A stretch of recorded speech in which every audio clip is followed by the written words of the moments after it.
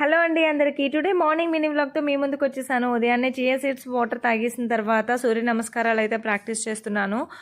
So నేనైతే early morning ప్రతిరోజు 3:30కి లేచి యోగా టీచర్ ట్రైనింగ్ క్లాసెస్కి అటెండ్ అవుతున్నానని చెప్పాను కదండి. సో ఈరోజు అటెండ్ కాలేకపోయాను. సో కొంచెం నిద్ర సరిపోక. అయితే మా గురువుగారు ఎవరైతే నారాయణ గురువుగారు ఉన్నారో, యోగ నారాయణ గురువుగారికి గురువుగారు చంద్రశేఖర్ గురువుగారు, ఆయన సూక్ష్మ యోగాసనాల గురించి చెప్తున్నారు.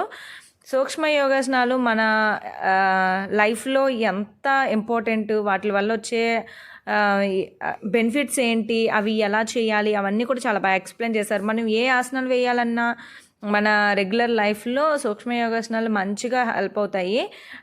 ప్రతి సెల్ కూడా యాక్టివేట్ అయ్యే విధంగా సూక్ష్మ యోగాసనాలు ఉంటాయన్నమాట.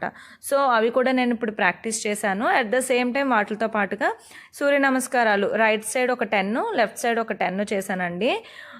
ఒక సెట్లో మనకి 12 యోగాసనాలు అయితే ఉంటాయి కదా. సో 12 యోగాసనాలు కంప్లీట్ చేసేస్తే ఒక సూర్య నమస్కారం అవుతుందన్నమాట. ఇలా లెఫ్ట్ సైడ్ రైట్ సైడ్ రెండిట్ల వైపు చేయాలి. అయితే డైరెక్ట్గా ఫస్ట్ టైం చేసిన వాళ్ళు సూర్య నమస్కారాలు చేసేయకూడదు. అలా చేస్తే కనుక బాడీ మొత్తం పెయిన్స్ వచ్చేసి ఆ తర్వాత రోజు చేయాలి అని అనిపించదు అనమాట. అండ్ అలాగే ఈ సూర్య నమస్కారాలు లెఫ్ట్ సైడ్ రైట్ సైడ్ రెండిట్ల వైపు చేస్తాం కదా. స్టార్టింగ్ ఒక 2 సెట్స్ చేసి అలా కంటిన్యూ చేస్తూ రెగ్యులర్గా పెంచుకుంటూ వెళ్ళాలి.